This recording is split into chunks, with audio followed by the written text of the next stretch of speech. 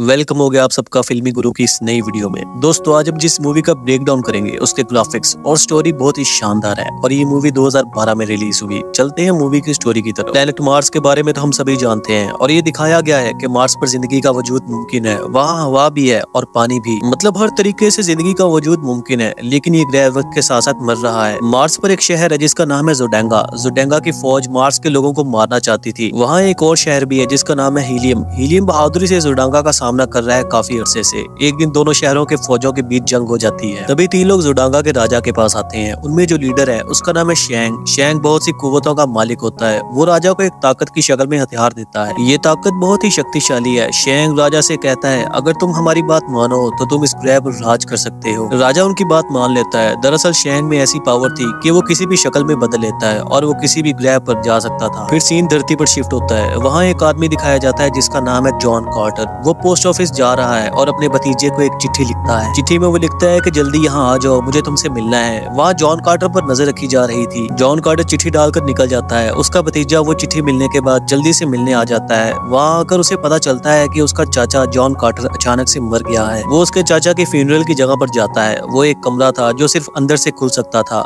John quarter के आदमी ने उसे बताया हमने उसकी डेड बॉडी को दफनाया नहीं, क्योंकि जॉन कार्टर की आखिरी विश थी कि उसे दफनाया न जाए, लेकिन उसकी डेड बॉडी खुले कफन में रखी गई है। वो आदमी उसके भतीजे को जॉन कार्टर की डायरी देता है और कहता है कि जॉन कार्टर चाहता था कि ये डायरी सिर्फ उसका भतीजा पढ़े। इस डायरी में तुम्हारी तमाम उलझनों का हल है, तुम्हें अपने सब सवालों के जवाब मिलेंगे। डायरी में जॉन कार्टर लिखता है तुम उन बचपन की कहानियों पर यकीन करते थे जो मैं तुम्हें सुनाया करता था, लेकिन अब तुम बड़े हो गए हो, इसलिए मेरी इस कहानी पर भी यकीन करो जो मैं तुम्हें सुनाने जा रहा हूँ। वो डायरी पढ़ना शुरू करता है। उस डायरी में लिखा था कि 13 साल पहले मैं सोने की गुफा ढूंढ रहा था, लेकिन फौज के एक कर्नल ने मुझे पकड़ लिया और कैद कर लिया। दरअसल वो जॉन कार्टर का साथ चाहते थे, लेकिन वहाँ कुछ मुखालिफ लोग आ जाते हैं। वो कर्नल की फौज पर हमला कर देते हैं, लेकिन जॉन कार्टर और कर्नल वहाँ से निकल जाते हैं। वो एक गुफा में जाकर छुप जाते हैं और ये वही गुफा थी जिसे जॉन कार्टर ढूंढ रहा था। पूरी गुफा सोने से भरी हुई थी। फिर एक आदमी जॉन कार्टर पर हमला करता है और उसे मारने की कोशिश करता है, लेकिन जॉन कार्टर उसे ही मार डालता है। वो शेंग का आदमी था। वो आदमी गले से एक नेकलेस उतारकर स्लोली एक वर्ड बोलता है जो कि है बारसूम, लेकिन जॉन कार्टर उस डिवाइस को अपने पास रख लेता है और जॉन कार्टर भी वही लफ्ज बोलता है। जॉन कार्टर वहाँ से गायब हो जाता है उस लफ्ज को बोलकर और वो एक बड़े से रेगिस्तान में आ जाता है। जॉन कार्टर को समझ नहीं आ रहा था कि वो यहाँ कैसे आ गया। वो यहाँ आकर बड़े बड़े जंप लगा पा रहा था। वो असल में मार्स में यानी बारसूम पे था, क्योंकि उसने बारसूम का लफ्ज बोला था और वो वहाँ इतना ऊंचा इसलिए कूद पा रहा था क्योंकि वहाँ पे ग्रेविटी कम थी। लेकिन उसे ये नहीं पता था कि वो बारसूम यानी कि मार्स पर है। वहाँ के रहने वाले उसे देखते हैं कि वो ऊंचा कूद रहा है और वो लोग जॉन कार्टर के पास आ जाते हैं। ये कबीले के लोग काफी लंबे होते हैं और इन्हें टार्कस कहते हैं। वो इंसानों जैसे नहीं लग रहे थे। जॉन कार्टर कहता है मेरा नाम जॉन कार्टर है और मैं वर्जीनिया से हूँ। वो लोग उसका नाम वर्जीनिया समझ लेते हैं। उनका लीडर जॉन कार्टर को नहीं मारता क्योंकि वो ऊंचा कूद रहा था। वो जॉन कार्टर को अपने कबीले में ले जाता है उसे काबू करके, और उनका लीडर उस डिवाइस को भी अपने पास रख लेता है जिसे जॉन कार्टर यहाँ पे आया था। जोडेंगा और हीलियम की फौज आसमान में जंग कर रही है। हीलियम का राजा जानता था कि जोडेंगा के राजा के पास नेवी लाइट है और उसका कोई मुकाबला नहीं कर सकता, कोई भी उसके सामने टिक नहीं सकता। जोडेंगा का राजा हीलियम के राजा से कहता है मुझे तुम्हारी बेटी से शादी करनी है और मैं वादा करता हूँ कि अगर ये शादी हो गई तो मैं तुम्हारे कबीलों को नुकसान नहीं पहुंचाऊंगा। और हीलियम के राजा इस बात पर मान जाते हैं कि वो अपनी बेटी की शादी जोडेंगा के राजा से करवा देगा, लेकिन शहजादी इस पर राजी नहीं होती, इसलिए वो चुपके से भाग रही है। टार्कस का कबीला भी नीचे से ये सब देख रहा होता है और वो चाहते हैं कि दोनों कबीले लड़के एक दूसरे को खत्म कर दें ताकि वो मार्स पर हुकूमत कर सके। शहजादी अपने स्पेसशिप से नीचे गिरने वाली होती है। जॉन कार्टर दूरबीन से ये सब देख रहा होता है और वो उछल के प्रिंसेस को बचा लेता है। जोडेंगा का राजा जॉन कार्टर पर अपनी नावी लाइट से हमला करने वाला होता है। शेंग उसे कहता है ऐसा मत करो, मुझे ये आदमी जिंदा चाहिए। जोडेंगा का राजा लगभग जॉन कार्टर को पकड़ने वाला होता है। टार्कस का कबीला नीचे से उन पर गोलियां चलाना शुरू कर देता है, इसलिए जोडेंगा के लोग भाग जाते हैं। टार्कस खुश हो जाता है, सोचता है कि उन्होंने जंग जीत लिया। टार्कस चाहता था कि जॉन कार्टर उनके लिए लड़ाई करे, लेकिन जॉन कार्टर सीधा इनकार कर देता है। टार्कस उसे धमकी देता है अगर तुम हमारे लिए नहीं लड़ोगे तो हम इस हीलियम की शहजादी का काम तमाम कर देंगे। इसलिए जॉन कार्टर लड़ाई करने के लिए तैयार हो जाता है। शहजादी जॉन कार्टर से पूछती है तुम इतना ऊंचा कैसे कूद लेते हो? वो जवाब में कहता है मुझे कुछ नहीं पता, मैं तो बस अपने सोने की गुफा ढूंढ रहा हूँ। फिर जॉन कार्टर को शहजादी से पता चलता है कि वो धरती पर नहीं है बल्कि मार्स पर है। जॉन कार्टर ये सुनकर हैरान हो जाता है, लेकिन शहजादी को यकीन नहीं होता कि वो वाकई धरती से आया है। वो जॉन कार्टर से पूछती है तुम इतनी दूर के प्लेनेट से कैसे आए हो? जॉन कार्टर उसे वो डिवाइस दिखाता है जिसके जरिए वो यहाँ आया था। अब वो डिवाइस टार्कस के लीडर के पास है। उसके बाद जॉन कार्टर, टार्कस की बेटी और शहजादी एक साथ एक जगह पर जाते हैं। वहाँ जाकर उन्हें एक पवित्र दरिया के बारे में मालूम होता है और वो एक दीवार भी देखते हैं जिसके जरिए जॉन कार्टर वापस धरती पर जा सकता था। तो तीनों अपनी मंजिल की तरफ बढ़ते हैं। सफर के दौरान जॉन कार्टर को पता चलता है कि ये लड़की हीलियम की शहजादी है जो यहाँ भाग आई क्योंकि वो जोडांगा के राजा से शादी नहीं करना चाहती। वो अपनी मंजिल पर पहुंचते हैं जहाँ कुछ तब्दीलियां होने लगती हैं। वो लोग जॉन कार्टर की डिवाइस को जमीन पर सेट करते हैं जो वहाँ पर बहुत सारी तब्दीलियां ले आता है। दो ग्रहों के बीच सफर करने के लिए कुछ खास वर्ड्स बोलने पड़ते हैं और वो वर्ड इस डिवाइस के साथ बोलना जरूरी होता है। शैंग और उसके साथी वहाँ पहुंचते हैं। जब वो लोग वो शब्द बोल रहे होते हैं, शैंग अपने साथियों को हुक्म देता है कि वो जॉन कार्टर और शहजादी को पकड़ लें। शहजादी को पकड़कर वापस हीलियम भेज दिया जाता है और जॉन कार्टर को भी उसके साथ काबू कर लिया जाता है। टार्कस की बेटी जो उनके साथ आई थी वो कहीं छुप जाती है और ये सब देख रही होती है, इसलिए वो महफूज रहती है। शहजादी जॉन कार्टर को अपने महल में बुलाती है। जॉन कार्टर ये देख के हैरान रह जाता है कि शहजादी जोडांगा के राजा से शादी कर रही है। वो पूछता है कि तुम ये सब क्यों कर रही हो। शहजादी कहती है तुम हमारे लिए लड़ना नहीं चाहते और वापस धरती पर चले जाओगे। मेरे लिए बेहतर है कि मैं जोडांगा के राजा से शादी कर लूं। शहजादी भी जॉन कार्टर को वो डिवाइस निकाल के उसके हाथ में देती है क्योंकि उससे भी उन खास शब्दों का पता था जो कि बोलकर वो वापस धरती पर जा सकता था। शहजादी कहती है जॉन कार्टर ये शब्द मेरे साथ बोलो। जॉन कार्टर वो शब्द बोलता है लेकिन आखिरी शब्द को नहीं बोलता। असल में वो वापस धरती पर नहीं जाना चाहता था क्योंकि दोनों एक दूसरे को पसंद करने लगे थे। इतने में जोडांगा का राजा जो शहजादी का होने वाला शौहर था वहाँ आ जाता है। जब दरवाजा खुलता है वो जॉन कार्टर को नहीं देख पाता क्योंकि जॉन कार्टर पहले से उछलकर कहीं छुप जाता है। जब सब चले जाते हैं जॉन कार्टर नीचे आ जाता है। वहाँ एक औरत होती है जो असल में शैंग था जो कि औरत के रूप में आया था। शैंग अपनी नावी लाइट का इस्तेमाल करके जॉन कार्टर पर काबू पा लेता है और उसमें नावी लाइट घुसा देता है। जॉन कार्टर ना तो कुछ कर सकता था और ना ही कहीं भाग सकता था। शैंग कहता है तुम्हारी ताकत तब से बढ़ गई है जब से तुम इस प्लेनेट पर आए हो। मैं असल में एग्जिस्ट ही नहीं करता लेकिन हम सब इस राज को छुपाने के लिए मेहनत करते हैं। शैंग एक लेडी के रूप में जॉन कार्टर को एक जगह ले जाता है जहाँ शहजादी और राजा की शादी होने वाली थी। आज रात उनके सारे रस्म रिवाज पूरे होने वाले थे। शैंग कहता है शहजादी बहुत चालाक है क्योंकि उसने नावी लाइट और उसकी असल हकीकत का पता लगा लिया है। आज रात जब दो चांद मिलेंगे नावी लाइट का राज जानने वाले को कत्ल कर दिया जाएगा। दरअसल उनकी शादी की रस्म दो चांद एक हो जाने पर होने वाली थी। जॉन कार्टर उससे पूछता है तुम ये सब क्यों कर रहे हो, तुम शहजादी को मार भी सकते हो वहाँ जाकर। शैंग कहता है कि हम ये खेल बहुत अरसे से खेल रहे हैं इस प्लेनेट के वजूद से भी पहले और हम ये खेल तब तक खेलते रहेंगे जब तक धरती को बर्बाद न कर दे। उसका मतलब था कि वो एक के बाद एक प्लेनेट को बर्बाद करते रहेंगे और उनका मिशन यही है। शैंग कहता है हम नावी लाइट को किसी अमीर और बेवकूफ इंसान को देते हैं। जोडांगा का राजा भी एक अमीर और बेवकूफ इंसान है। फिर शैंग कहता है हम खास मकसद के लिए बने हैं, हम वहाँ के लोगों को अपनी दुनिया को तबाह करने पर मजबूर कर देते हैं और इसके बदले में हमें ताकत मिलती है। शैंग जॉन कार्टर को एक और जगह लेके जा रहा होता है। तभी जॉन कार्टर का वफादार कुत्ता वहाँ आ जाता है और शैंग के हाथ पे काट लेता है जहाँ उसने नावी लाइट की डिवाइस लगाई हुई थी। जॉन कार्टर उसके काबू से आजाद हो जाता है। जैसे ही वो डिवाइस हटा दिया जाता है जॉन कार्टर वहाँ से निकल जाता है और उनके एक स्पेसशिप में सवार होकर वहाँ से भाग जाता है। लेकिन वो लोग जॉन कार्टर का पीछा करते हैं। जॉन कार्टर की तीसरी साथी टार्कस की बेटी रेगिस्तान में होती है। वो अपनी बंदूक से स्पेसक्राफ्ट पर फायरिंग करती है जो कार्टर का पीछा कर रहा था। जॉन कार्टर का स्पेसक्राफ्ट भी क्रैश हो जाता है। जॉन कार्टर कहता है मुझे एक आर्मी की जरूरत है ताकि मैं शहजादी को बचा सकूं। फिर जॉन कार्टर टार्कस के पास जाता है। वहाँ पहुंचते ही उसे कैदी बना लिया जाता है क्योंकि टार्कस का पहला राजा भी कैदी बना लिया गया था। बाकी टार्कस ने धोखे से उस राजे की जगह ले ली थी और वो जॉन कार्टर से नफरत करता था और उसे मारना चाहता था। लेकिन टार्कस का पुराना राजा जॉन कार्टर पर भरोसा करता था